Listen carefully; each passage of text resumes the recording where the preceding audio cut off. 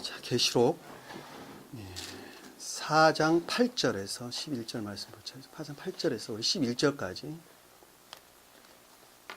보도록 하겠습니다. 우리 영은자매님이 8절부터 11절까지 또박또박. 내 짐승들은 각각 자기 주위에 6개의 날개를 가졌고 안쪽에는 눈들로 가득하더라. 또 그들은 밤낮 쉬지 않고 말하기를 거룩하시도다 거룩하시도다 거룩하시도다. 전에도 계셨고 지금도 계시며 앞으로 오실 전능하신 주 하나님이여 하더라. 그 짐승들이 보좌에 앉으시어 영원 무궁토록 살아계시는 분께 영광과 존귀와 감사를 드릴 때 24장로가 보좌에 앉으신 분 앞에 엎드려 영원 무궁토록 살아계시는 분께 경배하며 그들의 면류관을 그 보좌 앞에 던지며 말씀드리기를 오 주여 주께서는 영광과 존귀와 권세를 받으시기에 합당하시니 이는 주께서 만물을 창조하셨고 만물이 주의 뜻대로 있으며 또 창조되었기 때문이다 라고 하더라. 아멘. 자, 굉장히 귀한 말씀입니다. 지금 4장에 나와 있는, 계시록 4장에 나와 있는 것들이, 말씀들이 천개의 모형을 저에게 지금 보여주는 것들이죠. 천개의 모형을 보여주는 것입니다. 이 천개의 모형을 보여준다라고 하는 것은 성경 말씀의 가장 깊은 내적인 뜻이 무엇인가 하는 것하고 같은 말씀이세요. 아시겠죠? 성경 말씀은 문자적인 뜻이 있고 그 문자적인 뜻 가운데에는 영적인 뜻이 대응으로 있다. 이렇게 말씀드렸어요. 그리고 영적인 뜻의 대응으로는 천적인 뜻이 있다. 이렇게 말씀을 드렸는데 이 영적이고 천적인 뜻, 다시 말하면 천적인 뜻과 영적인 뜻이 무엇이냐 하는 것이 곧 천계를 가리킨다고 말씀을 드렸습니다. 왜? 이 성경 말씀이 곧 주님이시고 주님이 성경 말씀이세요. 그리고 주님이 곧 하늘 보좌이기 때문입니다. 같은 말씀의 뜻이에요. 성경 말씀이 곧 하늘이고 하늘이 성경 말씀이다 하는 것을 알 수 있어요. 그러니까 이 영의 세계라는 것은 사람이 영을 우리 눈으로 볼 수 없는 것처럼 말씀의 문자적인 뜻은 우리 몸과 같은 것이고 말씀의 영적인 뜻은 우리 영과 같은 것이다. 이 말씀이에요. 그렇기 때문에 우리 육의 시각, 다시 말하면 오관의 시각으로는 이 말씀의 영적인 뜻을 절대 이해할 수도 없고 깨달을 수도 없는 것이죠. 그럼 어떤 방법으로 알아야 되느냐? 주님의 계시에 의해서 상태의 개념으로 이 말씀을 깨닫고 아는 것입니다. 지금 사도 요한이 그와 같은 상태에서 말씀의 영적인 뜻, 천적인 뜻이 무엇이고 영적인 뜻이 무엇인가 하는 것을 밝히 지각하고 깨닫고 이해하고 있는 상태를 가리켜서 지금 기록되어 있는 말씀이에요. 그것이 곧 천계의 모습이다 하는 것을 우리가 쉽게 알 수가 있어요. 그 말씀이 지금 앞에서 우리가 쭉 살펴본 그런 내용이고, 자, 7절에 보니까 첫째 짐승은 사자 같고 라고 하는 것은 이 성경 말씀의 가장 외적인 뜻을 가리킨다. 이렇게 제가 말씀을 드렸는데 이 성경의 말씀의 문자적인 뜻이 곧 천적, 영적인 것과 결합된 말씀의 문자적인 뜻으로서의 능력을 가리켜서 사자 이렇게 말씀을 하셨어요. 그러니까 말씀의 문자적인 뜻 그것으로 능력을 가지고 있는데 그것이 내적인 것과 결합된 것으로부터 능력을 갖는다라고 하는 말씀이 보니까 그 보좌 가운데에 그 보좌 뒤 주위에 앞뒤로 눈이 가득 달린 네 짐승이라는 말씀의 뜻이에요. 가운데라는 말씀의 뜻은 예전에 제가 가운데 가장 깊은 곳에 가장 높이 계신 곳에 라고 하는 말씀의 뜻은 곧 주님 자신을 가리킨다고 말씀드렸죠. 그러니까 가장 내적인 것과 결합된 말씀의 문자적인 뜻을 지금 가리켜서 네 짐승 이렇게 말씀을 하셨단 말입니다. 제가 무슨 말 하시는지 아시겠죠? 자, 모르시겠으면 저를 보고 눈을 깜빡깜빡거리세요. 다시 설명할 테니까. 아시겠죠? 자, 그러니까 여기서 첫째 짐승은 사자와 같다라고 말씀하는 것은 곧 말씀의 문자적인 뜻으로서의 능력을 가리키는데 그러니까는 악과 거짓을 물리치는 주님의 능력을 가리켜서 사자 이렇게 말씀을 하셨단 말입니다. 아셨죠? 자, 그 다음에 둘째 짐승은 송아지와 같다라고 말씀을 하셨는데 이 송아지는 진리에 대한 애정이죠. 진리 지식에 대한 애정인데 이 성경 말씀이 무엇인가 하는 것에 대한 지식적으로 알고자 하는 애정으로부터 감화 감동이 나오게 되는 것입니다. 그래서 송아지라는 말씀이 그래서 나오게 되는 거죠. 다시 말하면 이 말씀에 대한 애정이죠. 이 지식적으로 알고자 하는 애정을 가리키는 거예요. 그 애정으로부터 사람은 감화 감동을 받게 되는 것입니다. 이집트에는 소를 숭배하는 사상이 있었죠. 지금 인도에서도 똑같이 있는 것이죠. 그것이 곧 변질된 것으로 나타나는 것인데 지식에 대한 애정이 변질된 방법으로 나타나는 것들이에요. 그래서 학자들에게 송아지 메달을 걸어줬대죠, 목에다가.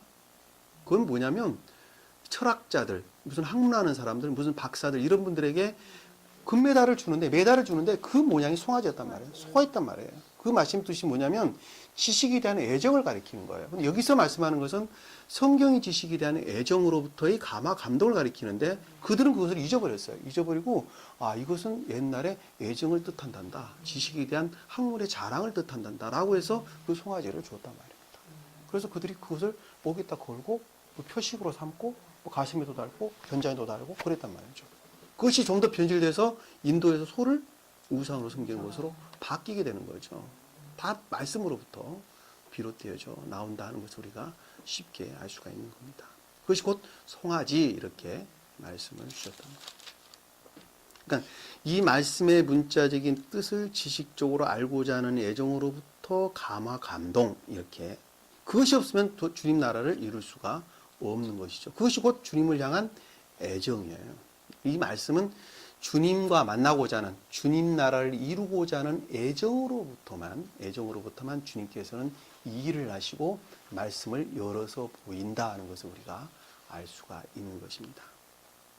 그것을 제가 예를 들어 설명을 드리기를 우리는 사물을 분별을 하는데 빛으로부터 보죠. 근데 그 빛은 본질이 볕으로부터 오는 것입니다. 다시 말하면 볕이 없다면 빛도 있을 수가 없는 것이고 빛이 없다면 사물을 볼 수가 없는 것하고 똑같단 말입니다. 그러니까 이 말씀을 빛이라는 것은 사물을 분별할 수 있는 것을 가리켜서 빛 그렇게 말씀을 했는데 이 말씀의 영적인 뜻을 깨닫고 이해하는 것도 애정이라고 하는 사랑을 본질로 담고 있어야 되고 그것으로부터 지혜와 총명이 나온다는 거예요. 말씀 깨닫고 이해하는 총명이 거기서부터 나오는 거예요. 네? 그러니까 그 본질로 주님을 향한 마음이 없단다면 볕이 없는 빛하고 똑같은 거예요. 다시 말하면 빛이 있을 수가 없는 거예요. 다시 말하면 거기에는 거짓만 나타날 수밖에 없다는 것을 아죠. 곧 암흑 이외에는 아무것도 아닌 것이죠. 아주 쉽게 우리가 알 수 있어요. 그러니까 이 말씀을 깨닫고 이해하고 알고자 하는 것은 주님을 향한 애정으로부터만 이 말씀을 깨닫고 이해하고 안다는 거예요. 그 말씀의 뜻이 송아지 이렇게 말씀을 하시는 겁니다. 그 애정이 없으면 어느 누구도 알 수가 없어요. 그들이 만약에 알았단다면 반쪽밖에는 모릅니다. 반쪽. 더듬으면서 거의 주님에 속한 것은 아무것도 알지를 못합니다. 그리고 자기 지식대로 이화하고 변질된 것으로 나타나게 되는 그런 케이스가 되는 것입니다. 자, 그러고 보니까 셋째 짐승은 사람과 같다 이렇게 말씀을 하셨는데 이 사람은 곧 지혜를 표징한다. 진리, 지혜를 표징한다 그러는데 그 애정으로부터 지혜가 나오게 되는 것이죠. 그 사람 이렇게 말씀. 성경에서 사람은 주님께 속한 자를 가리켜서 사람 이렇게 이야기를 했어요. 전부 다. 주님께 속하지 않는 나쁜 뜻도 지옥의 영을 가리켜서 사람 그러는데 주님이 성경에서 말씀하시는 사람은 다 주님에 속한 자를 가리키는 것입니다. 자, 창세기에 보면 여섯째 날에 사람을 지으시게 되죠. 사람을 지으시는데 우리 형상에 따라 모양대로 사람을 만들자 하고 사람을 만들어서 땅에 바다의 모든 고기와 하늘에 나는 새와 땅에 기는 모든 것들을 다스리게 하자 하고 남자와 여자를 창조하셨다. 그리고 자기 형상과 모양대로 사람을 만들고, 자, 여기서 사람은 바다의 고기와 하늘의 새와 땅에 기는 모든 것들을 다스리는 자가 사람이에요. 아시겠죠? 자, 여기서 땅에 기는 것, 바다 속의 고기와 하늘의 새와 땅에 기는 모든 것들은 내 안에 있는 또 주님에 속한 모든 것들을 가리키는 말씀이에요. 이 마지막에 보면 11장에 보면 만물이라는 말하고 똑같은 말씀의 뜻이에요. 만물은 세상 우주 만물을 다 포함한 영적인 것들을 가리키는 거예요. 주님에 속한, 다시 말하면 교회에 속한 모든 것들을 가리켜서 내 마음이 가장 깊은 곳부터 가장 외적인 것까지 오직 주님으로부터 비롯된 영기로 충만한 상태. 예? 세상 것들을 전혀 두려워하지 아니하고 세상 것들에 대해서 전혀 애정이 없고 오직 그런 것들은 주님 나라를 이루기 위한 도구로서만 쓰게 되고 그것들에 대한 기쁨을 갖고 하는 이런 것 상태. 그리고 오직 주님 영기로만 충만한 상태를 가리켜서 바다의 고기 가장 낮은 하늘에서 생각하는 측면에서 땅에 기는 우리 마음의 측면에서 다스리기 하자 하시고 사람을 지었다 이렇게 말씀드려요. 그것이 곧 사람이에요. 주님께 속한 사람이에요. 그 여섯째 날의 이야기예요. 그리고 뭐가 시작되냐면 일곱째 날에 참 안식이 시작되는데 그때부터 주님이 일하실 필요가 없었던 거다. 이 말의 뜻은 악과 거짓이 완전한 제거를 뜻하는 말씀의 뜻이죠. 그것이 곧 안식일 이렇게 이야기를 하는 거예요. 주님이 쉬셨어요. 그때는. 왜? 악이 없었으니까 아무것도. 내 마음 악이 없었어요. 그래서 주님이 쉬셨다 이렇게. 싸움할 일이 없었어요. 왜? 내 마음에 주님이 할 일이 없었어요. 왜? 악이 없었으니까 아무것도. 그래서 안식 이렇게 말씀을 하시는 것입니다. 아시겠죠? 그래서 여기서 사람이라는 것은 지혜를 뜻한다.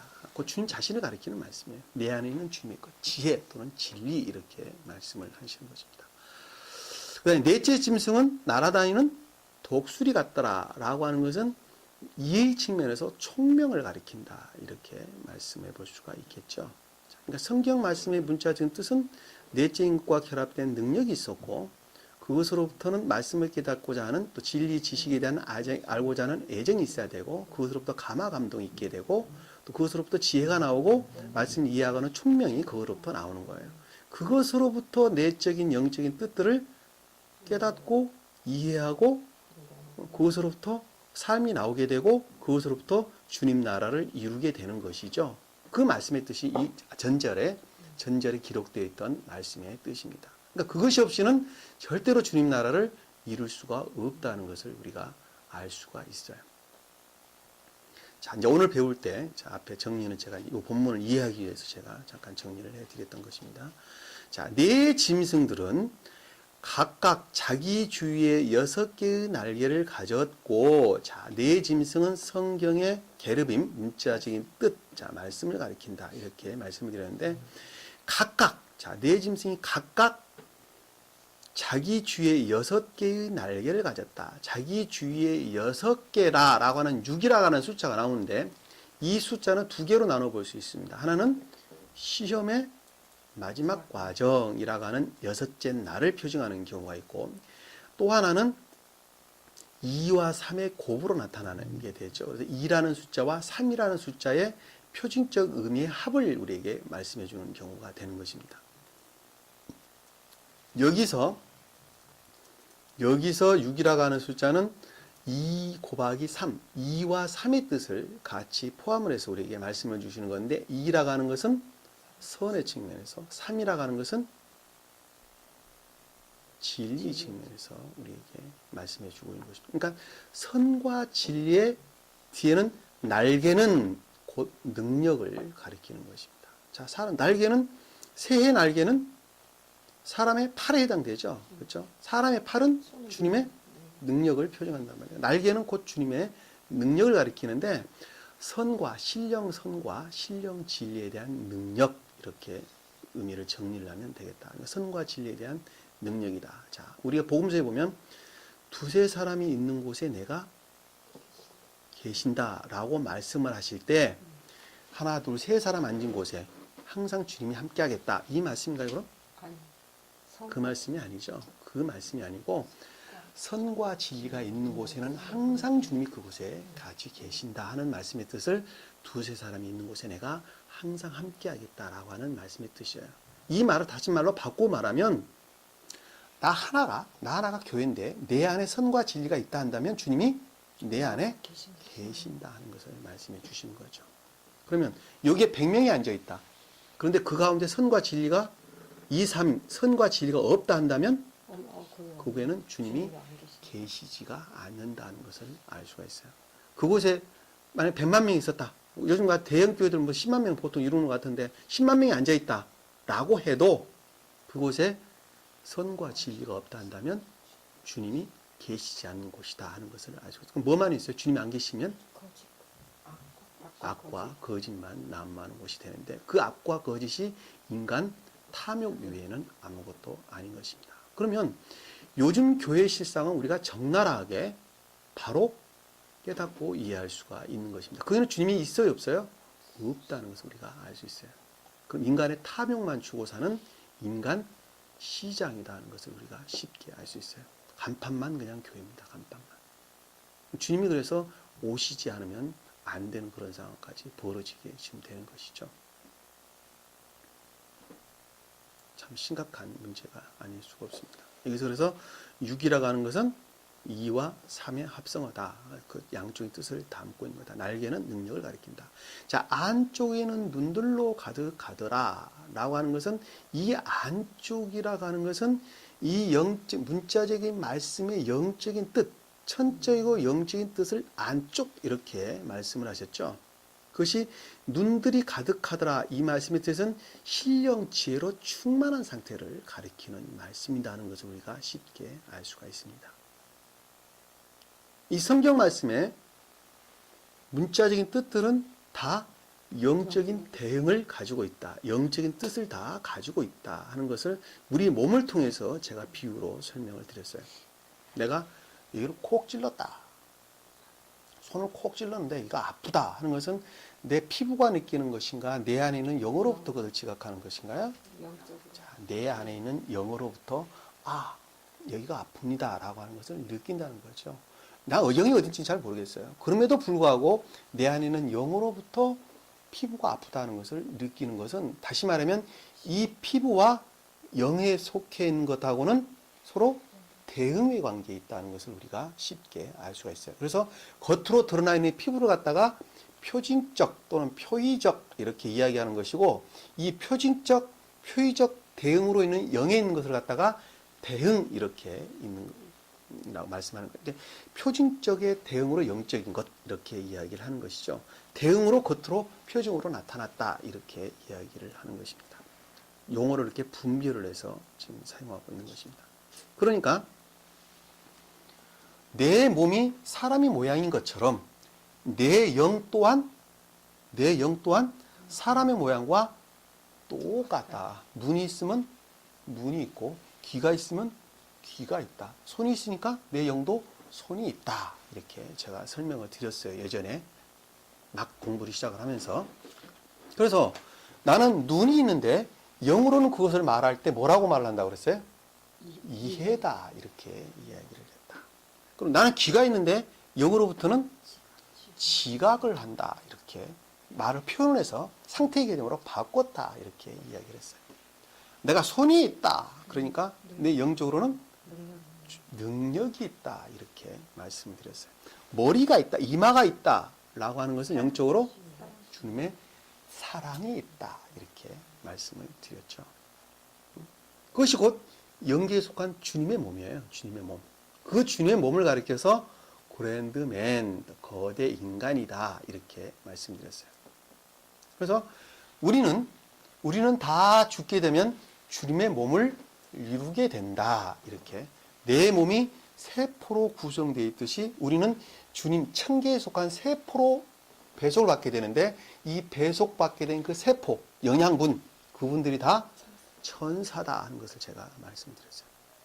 그래서 내가 이 땅 가운데 주님 영양분에 어디에 배속될 것인가 하는 것은 내가 이 땅 가운데 주님의 몸에 어디에 배속될 것인가가 내가 맞는 것에 따라서 내가 만들기에 따라서 주님의 몸 머리 부분에 해당되기도 하고 팔의 부분에 해당되기도 하고 또 장기를 이루기도 하고 또 다리를 이루기도 하고 발바닥을 이루기도 하고 배설물로 빠지기도 한다 이렇게 말씀을 드렸습니다.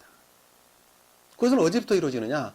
이 땅 가운데 내가 영적으로 잘 준비하는 자는 그렇게 자기가 스스로 배속되어서 찾아가는 것입니다. 그것은 우리가 이 육체의 몸을 이루기 위해서 세상 가운데서 음식물을 취득을 하고 이것을 위에서 소화를 해서 영양분을 흡수하는 과정하고 하나도 다를 바가 없이 똑같다. 이렇게 말씀을 드렸죠. 그래서 우리 장기에 위와 장기에 해당되는 것을 영계 이렇게 제가 말씀드렸습니다. 그것이 그 영계예요. 그 영계에서 주님에 속할 것과 지옥에 속할 것들이 나눠지게 되는데 우리 위와 장기에서 몸에 속할 영양분과 밖으로 내보내야 될 것들이 나누어지는 과정하고 똑같다 하는 것을 말씀드렸어요. 별로 어려운 게 아니에요. 이해를 하시면 돼요. 재밌는 것 같아요. 재밌죠? 그래서 우리가 이 땅 가운데 충분하게 준비하지 못한 자는 반드시 지옥으로 갈 수밖에 없다는 것을 알 수가 있어요. 주님 몸이 탈이 나기 때문에 안 되는 거예요. 탈이 나기 때문에. 그래서 우리는 잘 이 땅 가운데 준비를 해야 되겠다라고 하는 것을 제가 말씀드렸어요. 그래서 우리는 이 땅 가운데 살고는 있지만 이미 우리 영의 측면에서는 천계적 궤도에서 같이 살고 있는, 천사들 궤도에서 같이 살고 있다 하는 것을 우리가 알 수 있어요. 내 몸은 이 땅 가운데 있으나 내 영의 측면에서는 이미 천계에서 천사들과 같은 궤도에서 살고 있는 것입니다.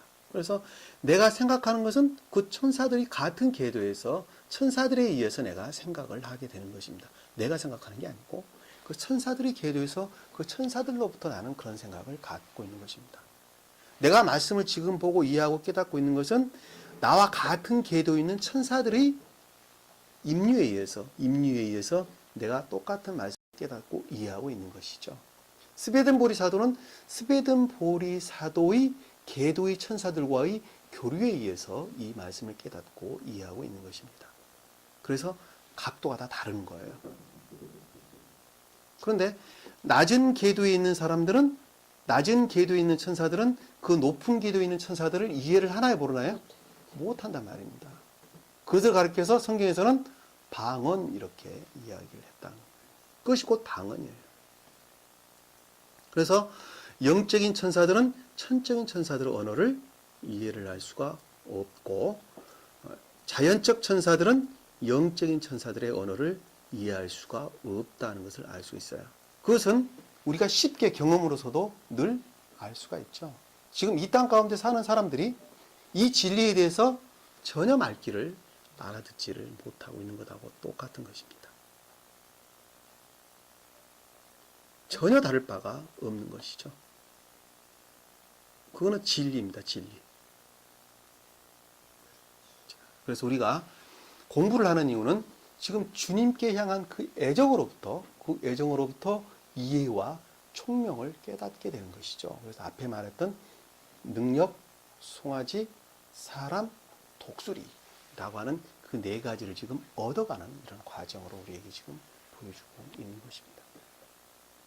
그래서 우리가 말씀을 충분히 이해할 수 있겠다 하는 것을 알 수가 있죠. 그래서 안쪽에는 눈들로 가득하였더라 라고 하는 말씀까지 제가 설명을 드렸죠. 또 그들은 밤낮 쉬지 않고 말하기를, 자, 그들은 밤낮 쉬지 않고 말았다.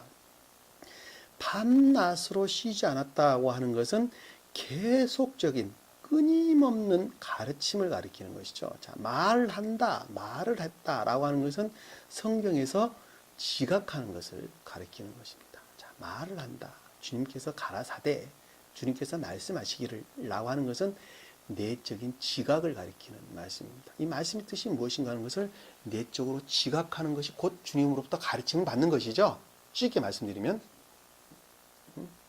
자, 그 내적인 지각하는 것을 가리켜서 말을 한다라고 그랬는데 그 말씀하는 것이 밤낮으로 쉬지 않았다라고 하는 것은 계속적인 끊임없는 가르침을 뜻하는 거예요. 우리가 지금 끊임없는 가르침 가운데 있는 것입니다. 똑같은 의미를 담고 있는 것이죠.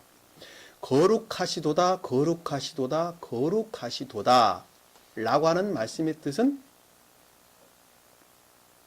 주님 그 자체가 이 세 번 이렇게 말씀을 하셨는데 존재되셨던 분과 그리고 그분이 곧 예수 그리스도셨고 그분이 곧 하나님이셨어요. 그분이 곧 성령님이셨어요.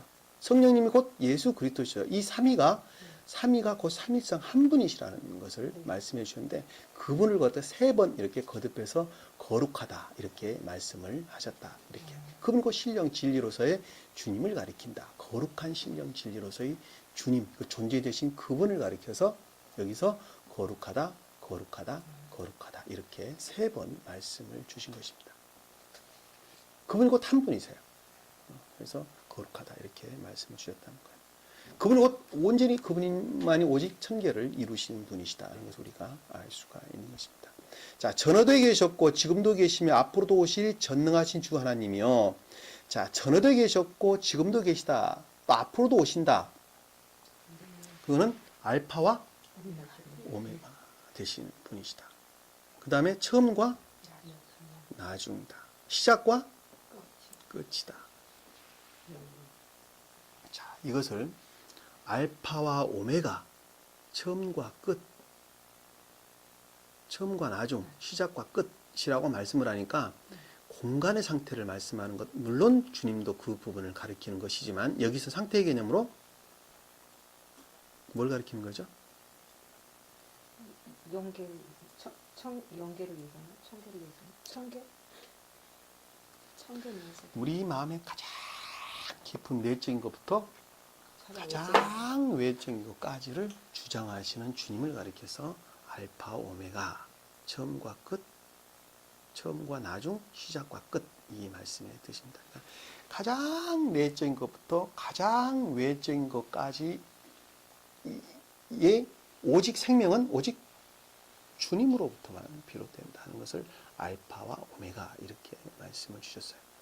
우주 공간, 시간 공간을 다 포함하는 개념이에요. 이거는 시간과 시간의 끝과 시간의 처음과 시간의 끝도 똑같은 의미를 담고 있는 것인데 여기서는 상태의 개념으로 우리 마음 가장 깊은 곳부터 가장 외적인 우리 마음의 상태까지 다 생명의 그분으로부터 비롯되는 것을 가리켜서 알파와 오메가 여기서 전대 계셨고 지금도 계셨고 앞으로도 오실 전능하신 주 하나님이다 라고 하는 것은 그분이 곧 주 하나님이다 라고 하는 것은 신령성과 신령지혜로서의 주님을 가리켜서 주 하나님 이렇게 말씀을 하시는 것입니다. 자, 여호와 하나님, 주 하나님이라고 말씀을 할 때 여호와는 신령 사랑의 측면에서 하나님은 신령 진리 측면에서 신령 진리, 신령 지혜의 측면에서 우리에게 말씀을 주는 것입니다. 그래서 그분이 곧 주님에 속한 모든 것이죠. 영에 속한 모든 것을 가리키는 것입니다. 우리 사람의 측면을 보면 의지 측면에서는 선, 이해의 측면에서는 진리 이렇게 우리 영의 상태가 그렇게 되어 있는 거예요. 우리 영은 선과 의지와 이해 이 두 가지 이해는 구성되어 있는 것이 없어요. 그래서 의지, 우리 마음의 측면에서는 의지, 생각의 측면에서는 이해, 또 이성의 측면에서는 이해, 그렇죠? 이성의 측면에서 구분되는 거예요. 이렇게 이 두 가지가 우리 영의 세계라는 것을 알 수 있어요. 그리고 육신이라는 것은 이 두 가지를 담고 있는 그릇이다 하는 것을 우리가 알 수 있어요. 이것이 합해가지고 내 하나라는 사람, 내 하나의 몸을 이루는 것이다 하는 것을 우리가 알 수 있죠. 그래서 이 의지와 이해라는 측면을 가리켜서 아버지 이렇게 주님께서는 말씀을 하셨어요. 아셨죠?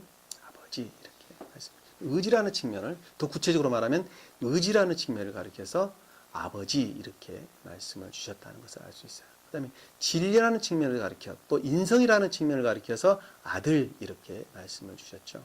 그 다음에 그분 두 개가 합해져서 겉으로 드러나는 것을 가리켜서 성령 이렇게 말씀을 하셨습니다. 그래서 이 성경 말씀하고 똑같은 개념을 담고 있는 것이다.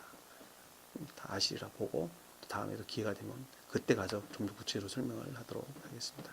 자, 9절에 보니까 그 짐승들이 보좌에 앉으셔 영원문토록 살아계시는 분께 영광과 존귀와 감사를 드릴 때, 자, 영원 무궁토록 살아계신 분께 라고 하는 것은 오직 생명은 살아계신다 하는 것은 오직 생명은 그분으로부터만 비롯되는 것을 가리켜서 영원 무궁토록 살아계신 분께 이렇게 말씀 주셨어요.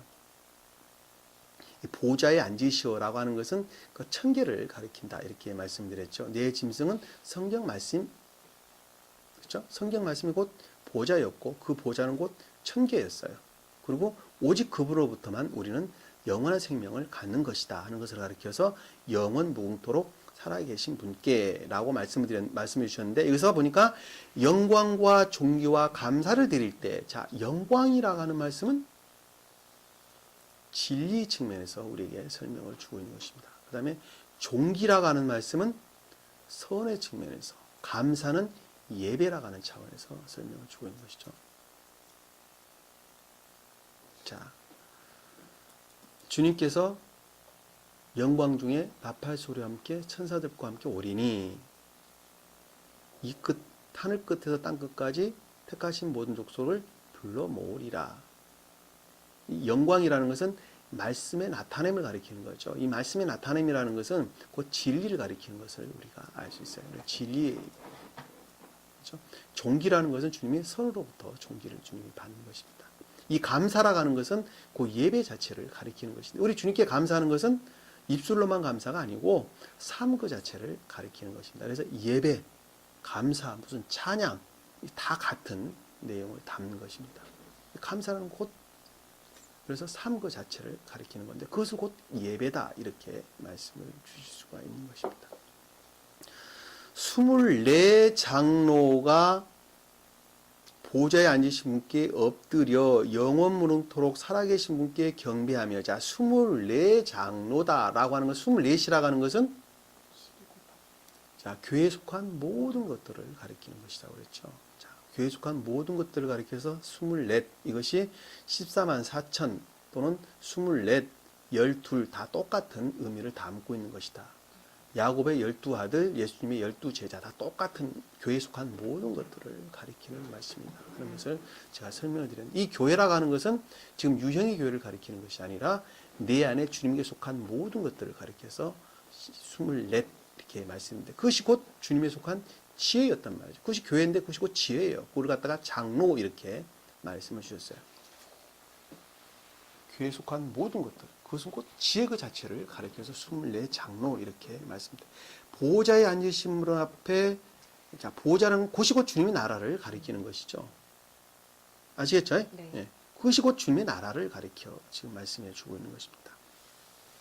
분께 영원 무토록 살아계신 분께 영원 무궁하다라고 하는 건 아까 말씀드렸도록 오직 생명은 그분으로부터만 비롯되는 것을 가리켜서 영원 무궁토록 살아계신 분께 경배하며, 자, 경배라고 하는 것은 그분 앞에 엎드리라는 말은 겸비를 뜻하는 것이죠. 휴밀리에이션, 납작 엎드려 겸비. 그러니까 나에 속한 것은 아무것도 없고 오직 생명은 그분으로부터만 비롯된다고 하는 철저한 겸비를 가리켜서 엎드려 이렇게 말씀을 드렸어요. 그것이 곧 경배였어요. 아시겠죠? 자, 경배다 이렇게 말씀드렸죠. 그들은 면류관을 보좌 앞에 던지며, 자, 내려놨다 라고 하는 것은 그 면류관, 그 지혜라고 하는 것은 천사들이 그 신령 사랑과 신뢰의 지혜의 연기로 충만한 상태에 있는데 그것이 곧 나로부터 비롯된 것들은 아무것도 없고 오직 주님으로부터만 비롯되어 있다 하는 것을 갖다가 면류관을 내려놨다 이렇게 지금 말씀을 주시고 있는 거예요.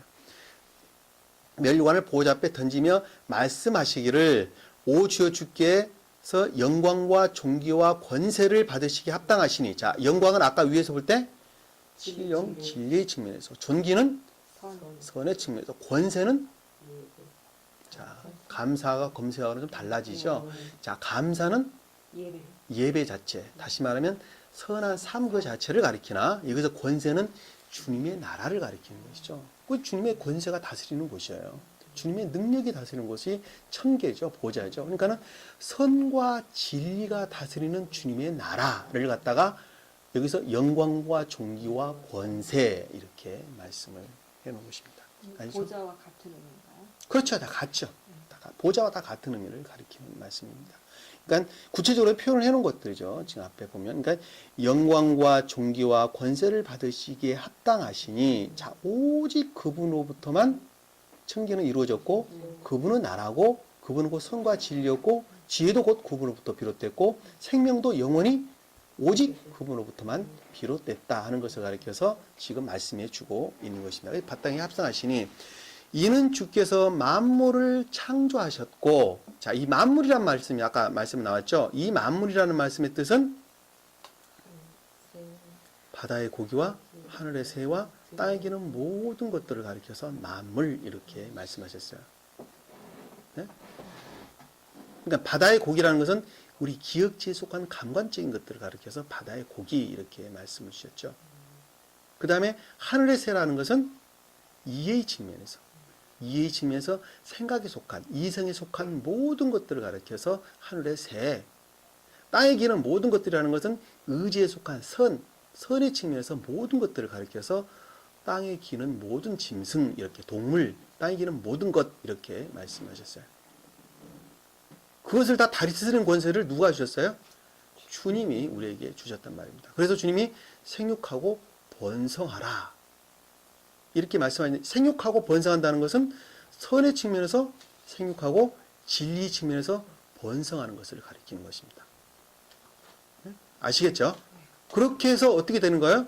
바다에 있는 고기, 땅의 새, 땅에 기는 모든, 하늘의 새, 땅에 기는 모든 것들을 다스리게 되는 것이죠. 그래서 땅을 정복하라, 땅에 충만하라, 땅을 정복하라 이렇게 말씀하셨어요. 그것이 곧 사람이에요. 그것이 곧 사람.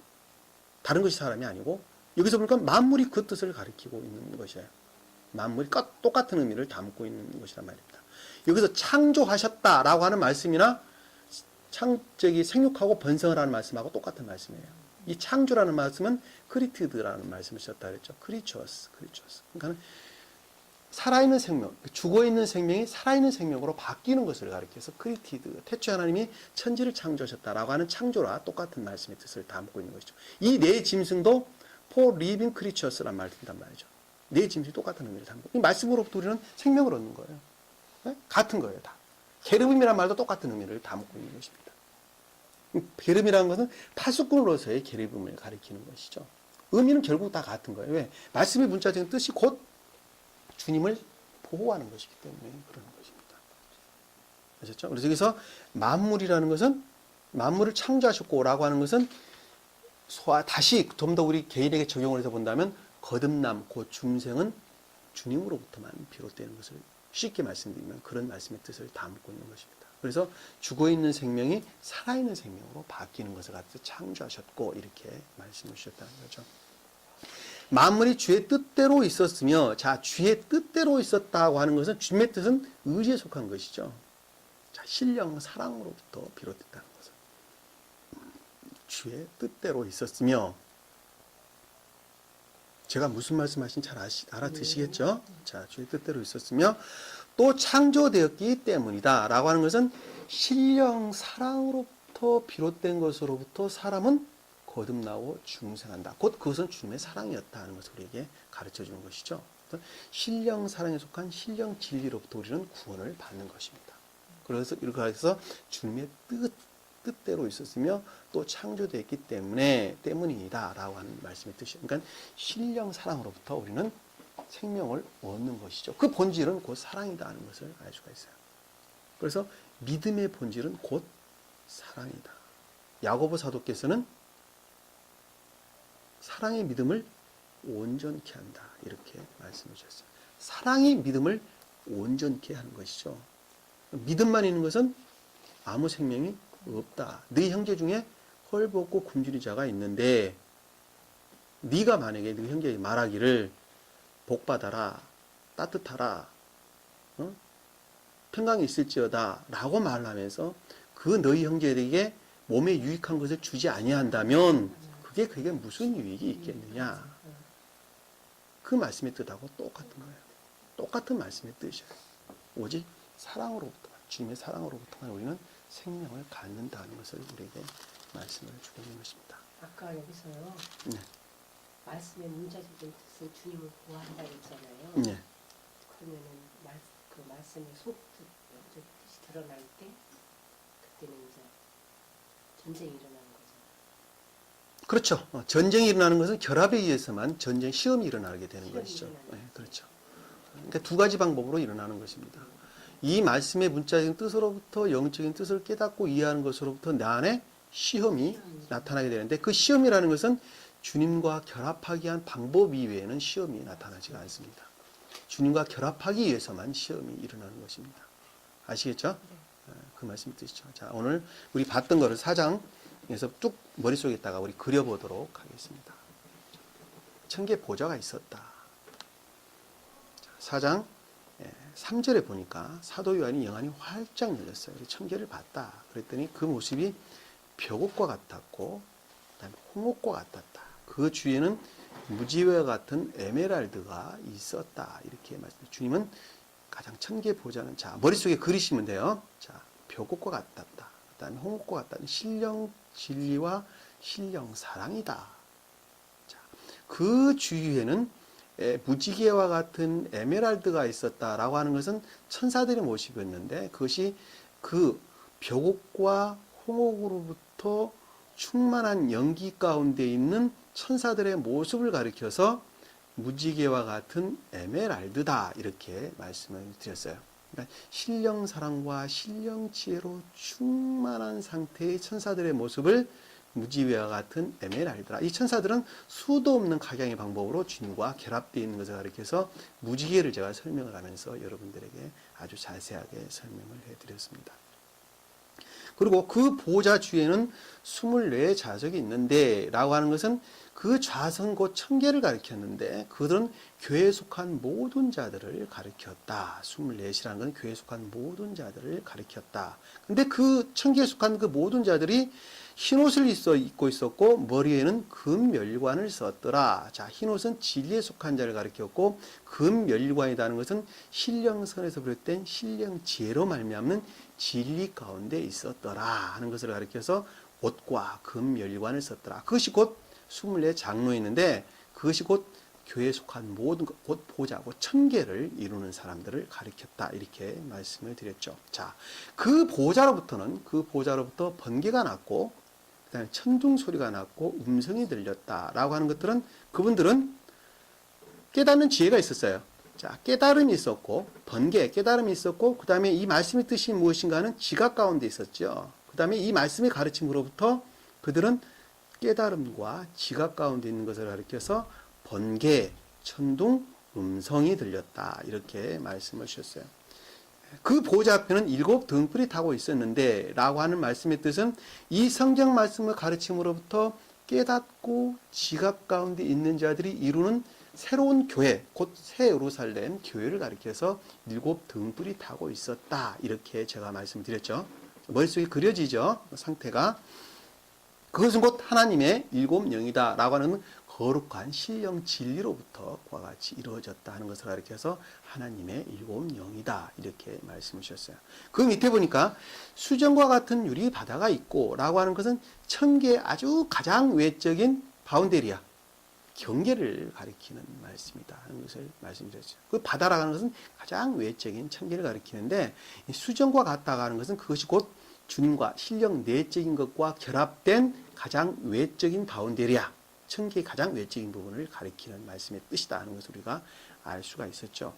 그 보좌 가운데는 보좌 주의 앞뒤로 눈이 가득 달린 가득한 4 짐승이 있더라. 자, 보좌 가운데라는 것은 주님으로부터 가장 가운데 내적인 가장 깊은 다시 말하면 벽옥과 홍옥으로부터 신령 사랑과 신령 지혜로부터